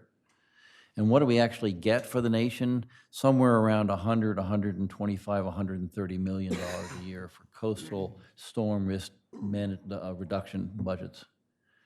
And we're pretty far off what we probably ought to be spending on coastals to avoid the supplementals. So that's just kind of crass numbers. I was fortunate enough to be a number of years ago on a committee in Washington as the Heinz Center committee that looked at what's called the true cost of coastal hazards. So what don't we monetize when a disaster hits, when a Sandy hits, when a Katrina hits, when the Midwest flooding occurs, when any of the natural hazards occur? What don't we monetize? We monetize the immediate infrastructure repair, putting houses back in, feeding, sheltering people. But what happens to a community following any of these disasters? I'm sorry, I keep not looking over here. What happens that is not monetized, and that is the human suffering. We wait, unfortunately. We don't mitigate because there's no glory and there's no sex appeal to avoiding the damage because nothing happened. The old Molly Murray story. I know we're successful when you don't show up. I know we're successful in Delaware when we have a northeaster and Bethany Beach downtown is high and dry and they can walk around with a cup of coffee, look over the boardwalk dune and go, wow, look at that ocean, it's really ferocious, instead of scurrying over to Selbyville to take shelter. So the reward of the investment is nothing, visible. But the investment is kind of a badge of courage for the legislator, for the congressperson who can get $65 billion. But what we let happen is we let the people suffer. And so what you see, and is never monetized, and this was a case of Hurricane Andrew in Florida, we had a social economist who told us about this and began to put numbers behind it. A year after Andrew, 2 years after Andrew, spousal abuse rates are still way up. Suicide is still way up. Depression is still way up. Illnesses are still way up. Childhood trauma is still way up. Homelessness is still way up. Burdens on society, but burdens on people. The lack of jobs are still there. And I think if you go into Andrew or Katrina or Ike or Sandy or any of those coastal storm areas and look 2 years later, we'd be shocked to see the impacts on society that we're not monetizing. So the $65 billion, which is the way we do business, is response and recovery rather than mitigation up front. And the big deficit is we don't count after the storm damages avoided. We don't go in and numerize what was avoided by having the infrastructure in place. Let's take Rehoboth Beach in 2004 or 2005, where there was 15 feet of dry sand, and we have done nothing. Let's just say we did nothing between 2005 and 2019, 14 years later, with an erosion rate of about 2 to 3 feet per year. Let's just say it's 2. That's 28 feet more loss in those 14 years, and we haven't nourished the beach. And put a storm, any one of our northeasters, on your community, and tell me what the impacts would be. You can roll those numbers around in your head all day long. 1 million here, 1 million there, 5 million here, 10 million there, and grottos or anybody, dollies, they're not in business. Nobody's there, nobody's using the beach. The buildings are half gone, you got debris all over your ocean front. 14 years of not nourishing, that's where you'd be today. And so flop that 14 years out in front of you. Do we want to avoid it and we want to enumerate what we've avoided somehow? That's the order, call to order. So anyway, sorry about that, got off on a tangent there. Maybe one last question for you. Not that you necessarily know the specifics of our building codes or zoning codes, but in general, because of sea level rise, would you expect that we would have to modify our codes, especially for building that's taking place So- along the shore? You're a member of the National Flood Insurance Program, and that's a big driver on your code. That gives you engineering standards that you have to meet as a minimum. And the emphasis of the NFIP, which really got its legs underneath it, no pun intended, was in riverine flooding situations where water goes up and water goes down. And now we've incorporated in the coastal communities a velocity zone where waves would propagate through a certain zone. You're probably with a nourishment project outside of the V zones or the energy zones, as I think they're calling them now. So the emphasis on the NFIP is sturdy foundations, venting to have equilibrium on water pressure on both sides of a foundation if it's a solid block foundation, and to basically put you vertically above. And the reason for that is that the National Flood Insurance Program is an insurance-based incentive. And what are they insuring? They're insuring your living area of the house.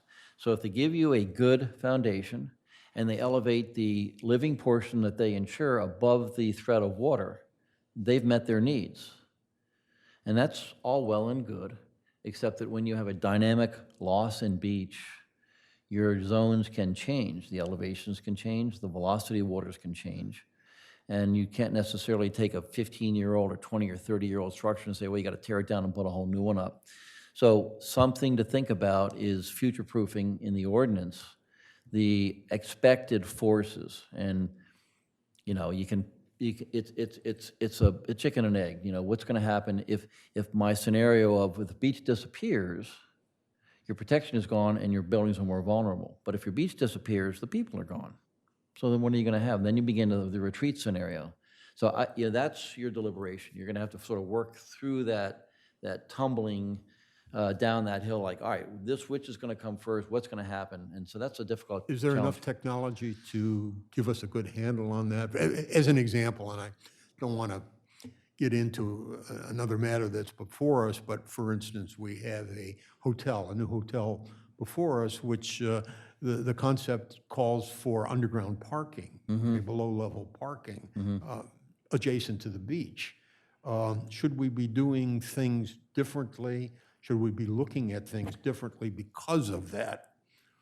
Well, and because of there's- sea level There's two rise. ways, and I'm just shooting off the top of my head, there's two ways to look at it. And there's the personal responsibility of the hotel owners are you inviting your guests to park in a place which will flood with the seawater or even rain? And we had this in the backup of the outfall structure that we had during the construction of the project in 2000, whatever year it was, down by Playland. We had a tremendous rainstorm and a lot of cars got flooded out because the outfall pipe was covered with sand.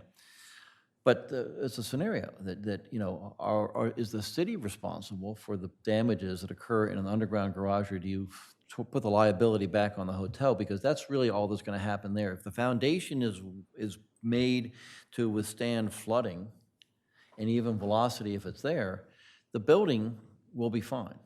It's the cars that are within that garage that get flooded out and lost. Is that you, or is that the hotel that's inviting them to use that at their own risk? So it's a legal liability question more than it is the practical. If you want to absolve yourselves of the moral responsibility of allowing somebody to put that in, then you have the outcome, which is like, okay, where do they go? Where are they going to be? So is the city going to put that 17-level garage up and everybody's going to have shuttle service back and forth to the hotel?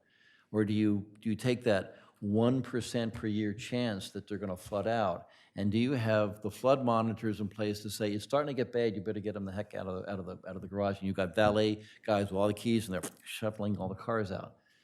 Play with that one. I don't know. All right. Oh, yes, one more question over here. I apologize for being late on another meeting. Many years, Jan Connessy, 42 Oak You Avenue. might want to come up here if you want to be on. Microphone, or Yeah. want to use a mic, Jan? many, many years ago, 15, 20 years ago, sorry, you told me that Rehoboth was a headland. And that of every place, and you may have already addressed this, and I apologize, that every place along the coast worth saving, it was Rehoboth that was worth saving because it was a headland.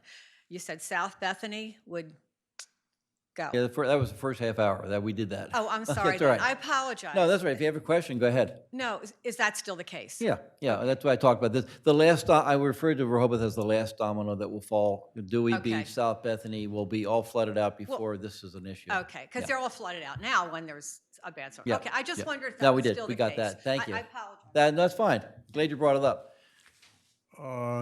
We know that Tony has to leave. Yeah. But Any other quick any other questions? questions from the public? Yeah, would you? And then we'll let you go. Charles Garlow, 82 Sussex Street, co-chair of the Citizens Climate Lobby. Tony, we would love to have you give this presentation again before you leave. I don't want to ask I long just questions. talk, it's not our president, I just talk off the top of my head, whatever comes to mind, but I'll be happy to join with you. Are you planning to have other presentations like this at Lewis or South Bethany or other places? We're the lucky ones. There you are. You got it. Well, I'd love to get an opportunity. You have a business card or something to I invite don't you have back. one. David has my email address. He can give it to you. Great. right. To invite you back again to speak Okay. at a larger audience. I apologize. I should have organized more people to come here. My failure It's as a citizen It's a hot organizer. Saturday morning. Nobody wants to be out of their air conditioning. Well, they can Oh, be this here. is the coolest this is spot in cool. town. Yeah, this is Yeah, a I do great have to place. leave, and I want to thank you all very much for the Thank time. you. Tony, Thank you for coming. Thank you very much. This is very, very good. Yeah. We want to take a 5-minute comfort break and then reconvene? Is that? Yeah, if you want, yeah, No? No? Yes? I guess so. Oh, I'm already out of my chair.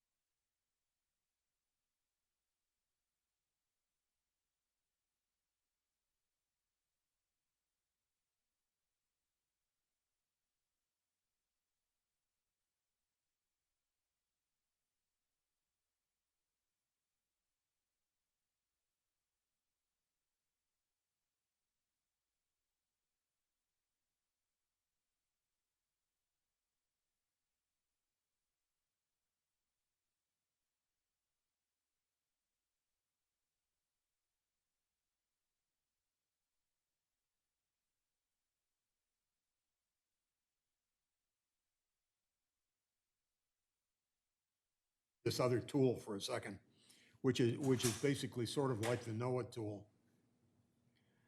But it's sort of the same kind of thing.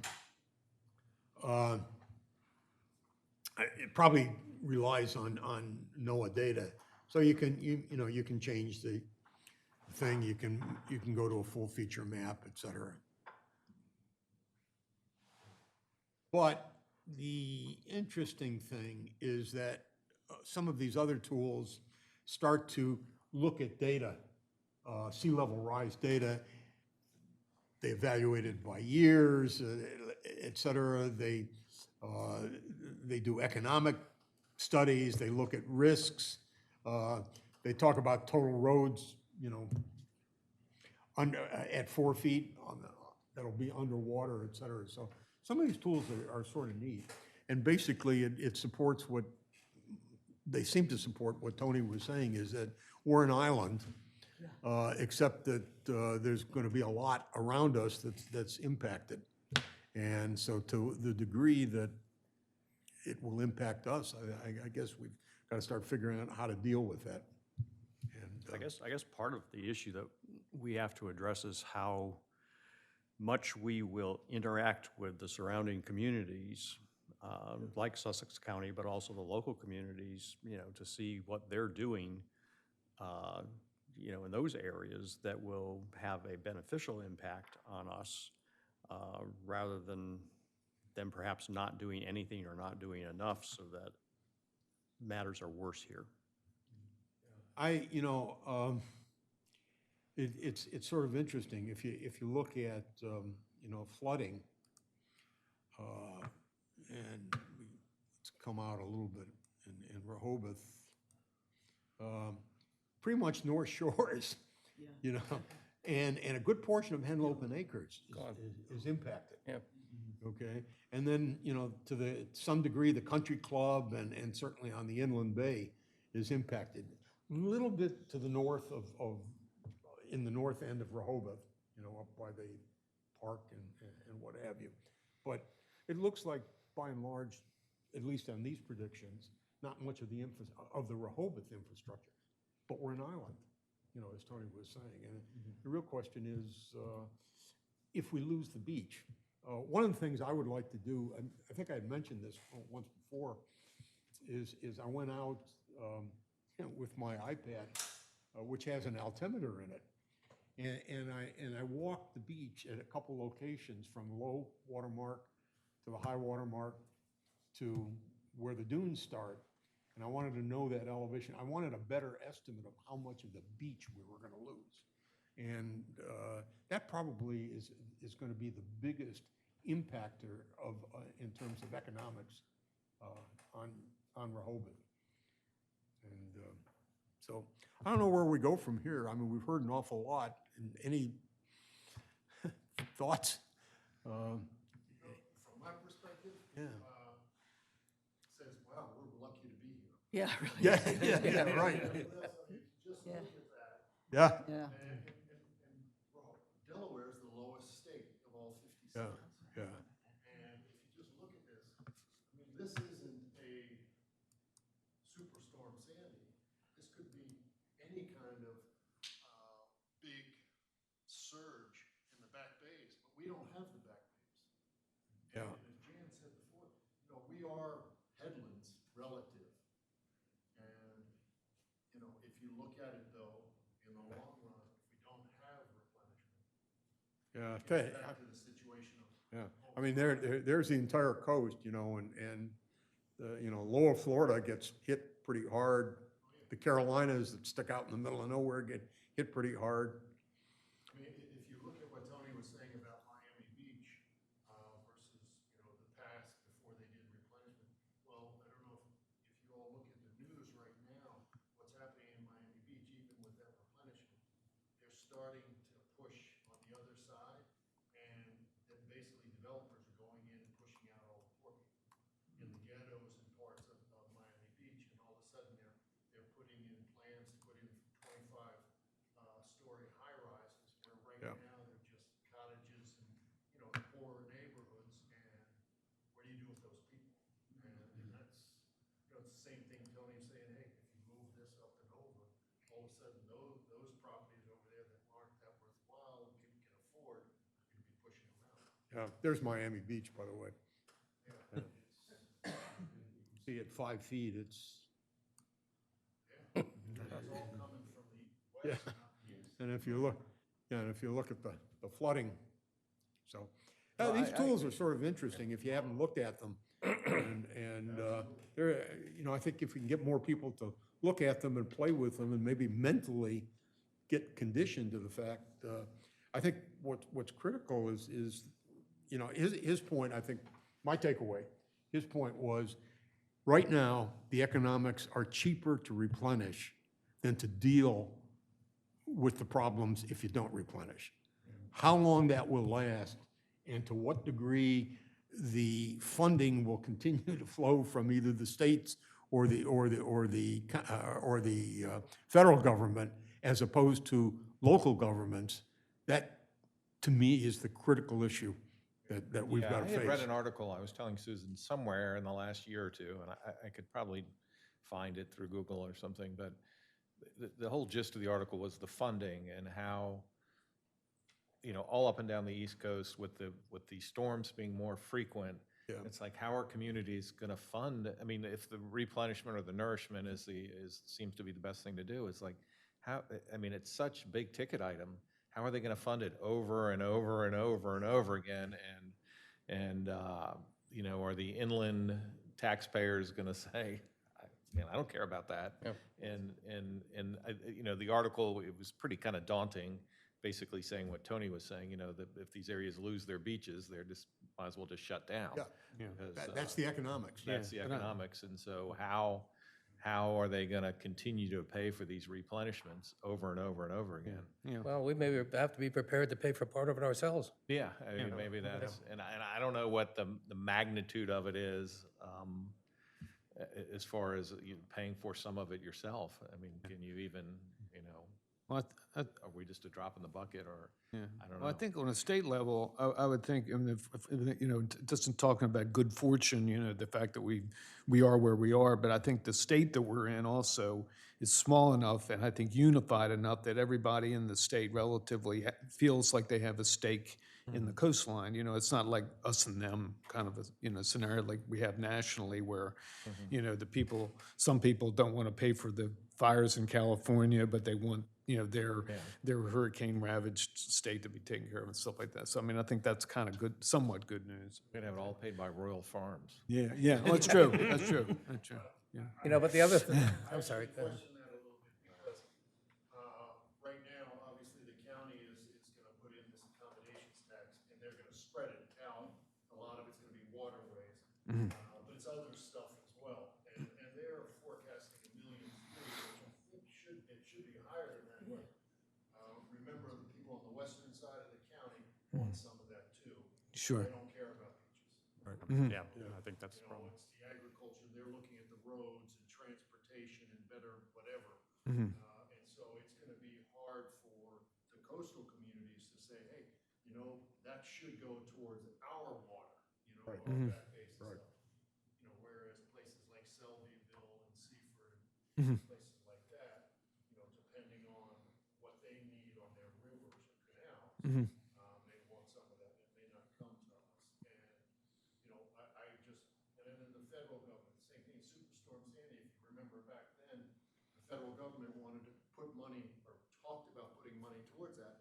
The people in Kansas and Missouri. Right. They could, Yeah, couldn't care less. they could care less. And I think that's gonna be a continuous thing here. And if you look at the numbers or the money that the county has and their surpluses that they've built up over the years, you know, 1.3 million, you know, why don't they give us more? Give us more, you know, the coastal communities. And so, that'll be interesting how that goes as we go forward. Because, you know, they talked about these different ways to spend that money, 8 or so different things.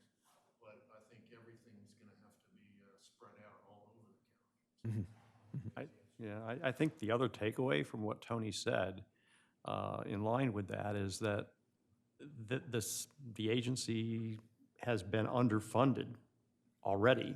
And so you need to be more vocal, to rise above the water, if you will, in order to get the necessary attention and funding from the state and federal levels. And, I agree that, the people out in the western part of Sussex County really don't care about the beach all that much, even though, our beaches in Delaware nourish the entire state.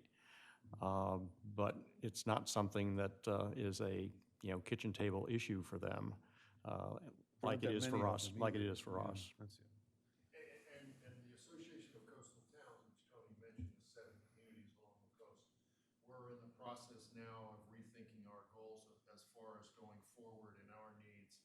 And, one of the big things that we've been organized to discuss is replenishment and storm surge, so dredging and whatnot. To talk about it, well, more importantly, I think we're going to focus the future on how do we continue to press the issue and ask for more and get the people at Dover to say, hey, this is so important. Tourism is the 3rd largest industry in the state, and we're putting close to the billions of dollars in revenues coming into the state, like the agriculture portion of the revenues that are coming in. So we should get the same amount of attention. And because, basically people are coming into Delaware because of the beach. And Tony was saying this stuff. And I think the people in Dover need to be pressured more and more to go that direction and realize what we're providing for the rest of the state and the economy into the state. And I think what Rick started us off with, that, we're all in this together, is really an important concept. I mean, we have to build coalitions, and this northward movement of sand I found fascinating. How much we benefit from replenishment in Dewey and Bethany, our sand and our sand keeps the beautiful Cape Henlopen Park going. So, I mean, we are all in this together. We have to think bigger. And I think, to make people in the whole state or county, want to do that, I think we have to do some smaller things ourselves. We have to show that we're doing green infrastructure that helps us in the storms that we're getting more frequently. We're going to need better stormwater management that's more modern and is not just a hard pipe that we're absorbing. I think we just need to demonstrate some leadership. We're going to do our part, but I mean, pumping sand for 10 miles, we can't undertake that. We don't have that kind of economic muscle. So we have to make sure we make friends with everybody and keep everybody on board. One of the things, Tony and I talked a little bit about this offline. One of the things that wasn't talked about and isn't generally considered in those maps and models that show up is the impact on the freshwater aquifer by the rising sea level. Okay, that generally doesn't come into play, or at least in these map demonstrations. But it is a reality, and there's a lot of work going on in California to look at that. Basically, the freshwater is lighter than the seawater. So as the sea level rises and there's more pressure, the infiltration inland but below level of sea level of seawater is higher, and in some cases will cause freshwater to percolate out of the ground. Okay, so you may not be flooded out per se by the sea level rise, but all of a sudden you may have wetter flooding of freshwater from your aquifer. Okay. In places that you never expected it. And we need to sort of be aware of that and look at that potential. I'm very concerned relative to, for instance, the Bellhaven and the construction and these underground parking lots that we're talking about, which are so critical in terms of our parking problem in town. But I think we really have to take a good look at the code and the knowledge that's available technically in terms of hydrology to see, are we opening up the door to some problems in the future, in the near future, by putting these in? And we may have to spend some time to figure out how to do that. So, Also with the liability issue you mentioned, which I think is. yeah, well, and this is one of the things that we've seen, when the subject came up on trees. And I don't think people were aware as much as how the insurance companies are calling the shots for things that we do. So although we can have trees next to our house, I know in our case, we've had our insurance company come and say, we're not going to insure you if you put the trees there. Even though the trees are, in a great place for trees, they're not in a great place for houses. And so I think that the insurance companies will start calling the shots on flooding also. So, had enough for today? Never enough? Oh, yeah, One other thought on the idea of the hotel with the underground parking. Yeah. If we're concerned that those cars might be flooded, can't we have a sump pump in there so if the flood Well, there waters are do come sump in, you pumps. pump? Yeah, There there are are. some pumps already that are going to be able Yeah, to get yeah. those cars from getting flooded out? Well, we've covered our liability then. He said the liability is the hotel's liability. You don't have power. Yeah, I mean, there's always problems with some pumps in terms of power and how long a duration they have to operate. I mean, it's an engineering issue. I just wanted to make sure that we're requiring those sump pumps as part of the permitting process. I understand. Right, yeah. Yeah, I mean, I think there are more fundamental issues in terms of the actual pressures. And Tony just mentioned it. He says you've got to have equal pressures on either sides of the foundations. And so if you do something to keep out infiltration on one side, but you don't keep it out on the other side, you can have foundation problems. And so these are engineering issues, civil engineering issues. That, So the engineers make them good and strong so the whole hotel is like a boat. yeah. You want to carry it further, or have we had enough for Well, today? I mean, my question is on here where it says identifying issues requiring further research. Are there any? And secondly, how is this going to get incorporated into the CDP? Is Debbie going to take all of this and her people are going to massage it and write it up? Is it going to be a sort of a position statement or a kind of a general statement, and then the specific things related to code will be in other parts of the plan, or what? I don't know. I mean, we're going to have to talk to her. First of all, this is mandated. Oh, yeah. No, I The know. discussion is mandated by the state. Right. So we're going to have to do something about it. Well, it's gonna be- it's We'll have not to to state, I mean, I think we'll probably state the data as it's currently known, that we're essentially going to be an island above water. Right. And we can state some of our concerns about the economics. Okay, I think that would be important to do that.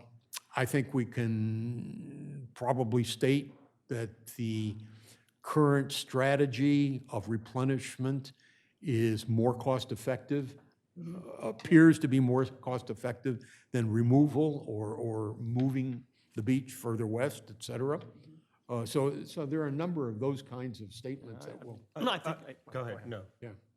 Yeah, I think we have to go a little bit further than that. Yep, It's one thing to state what the current state of the situation is, but we have to plan for the future. And so we have to give some more thought to this, I think, beyond this meeting, as to the areas of the code and everything that are impacted by what the future has in store for us, and, give some guidance in terms of these are the things that the city, should be doing to help deal with sea level rise and the environmental issues that we have, not just stating this is, the current state of affairs, and these are the facts as we know them. We have to, maybe it's, recommending that the city begin, setting aside a certain amount of money each year as a reserve, designated specifically for dealing with sea level rise and for, that part of our infrastructure system that's most impacted by it. I just feel that we need to be more proactive, as Jeff has said as well, and, give people for the next 10 years some guidance on what we should be doing, not just observing. I agree with, I agree 100%. And not just what we should be doing, but what they should be doing. I mean, Stronger storms, 100-year storms, 2 or 3 years in a row. I mean, I think there's a public safety component, are we prepared to evacuate for, 1962 type storms? Is our infrastructure in the shape it needs to do? What about the water plant? What about the sewage treatment plant? I think this goes everywhere. I mean, lots of hard weather is going to have impacts on almost everybody's property. I mean, even though Sandy didn't hit us, but I didn't realize it was that close to hitting us. I mean, that was It was pretty, 60 miles. that was pretty 60 miles. shocking. Yeah. But I was watching that storm, hitting Rehoboth from Massachusetts because I was up there for a family matter. And I saw the water coming over at, Cape, the Henlopen Hotel and the end of Surf Ave there, and Lake Ave. And I thought, my God, I'm going to have a swimming pool in my basement because the water was coming down Lake Avenue towards Lake Gerard. And, that was NBC National News. But I had no idea that the storm itself could have hit us, and can't imagine what the damage would have been if that had actually happened. I mean, the city was evacuated for several days because of that storm. I mean, I got new friends who lived outside the city who couldn't even get into town to check on my house to see if it was damaged. I mean, it was shut down once already within the last, 6, 7 years. So that could happen again, and Jeff's right. Are we prepared to evacuate over and over and over Hurricane again? Irene was that way. It was the year before. And if Hurricane there Sandy. is destruction, who's taking charge of the recovery plan? I mean, we hear, different entities, the federal government, a lot of people are going to be involved. Are we going to be able to coordinate them in the way that we want it to recover? So, yeah, there's a lot there. There's a financial or a financing implication in this thing as well. At the end of the wastewater meeting, Paul gave a very short seminar on on municipal finance, and it came as a discussion of our bond rating, which we don't have one. Right. And probably can't get one. And the reason is that the structure of our income is so oriented away from taxes, real estate taxes, towards tourism, that if you lose that tourism, you lose a huge share of your budget. And if we have a storm in March that wipes out the beach, nothing we can do to prepare for that summer. So what are the implications on the city? Are we ready for it? Do we need reserve? What are the implications on the businesses? Do they need to be doing more? Or do we need to be doing more for them? Anyway, that's, Yeah, so it's going to be an important chapter in the plan. Not just a state requirement, but there's a lot of meat there. Anything else to, today? Yeah, oh, sure, absolutely.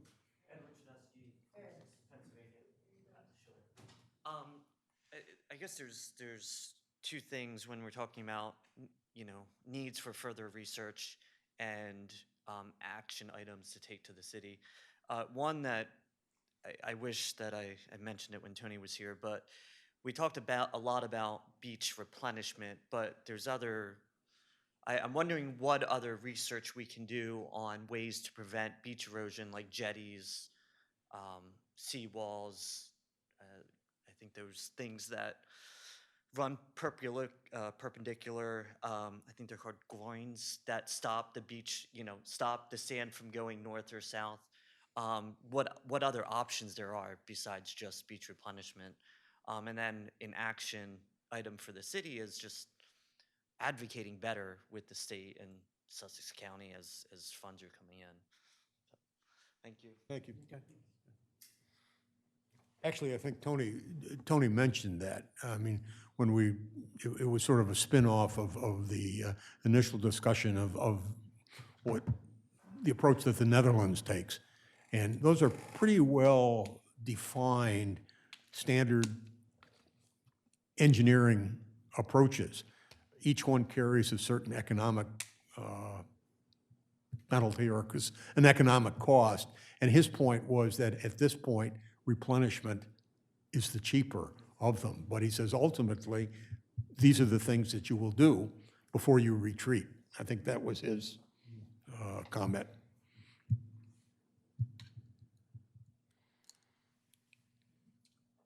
I'd like to make a motion that we Adjourn? I'll second that. Good. Our next one's on August 3rd, and we don't have anything before then, so. No, we have, something did happen yesterday. We were notified that apparently the State Street Hotel, that Yeah. stayed in Rehoboth Rehoboth, Grand? 330, Yeah. requested a zoning change. Remember that their property is dual zoned. And, or the property that they rent on is dual zoned. And it was decided by the commissioners to forward that to the planning Oh, commission okay, for a that's good. recommendation. Okay. So somewhere that's gonna, I haven't seen the paperwork on it yet. You'll be getting, Ann will be So getting it out. that'll be on to- the August 9th agenda? Well, I don't know. Well, let's Okay. wait until we see what the recommendation is. So is it a public hearing that day or a discussion that day, or what? No, it's just a Okay. discussion. It's just a discussion for it, okay, Yeah, yeah. okay. Have they that's resolved gonna their issue with the owners? Do we know? No. Well, yeah, no, no, and that's sort of an interesting thing because I don't know, I didn't listen to the meeting yesterday, so I don't know what the discussion and the controversy was. Maybe we'll know more about that. But if the ultimate goal is to,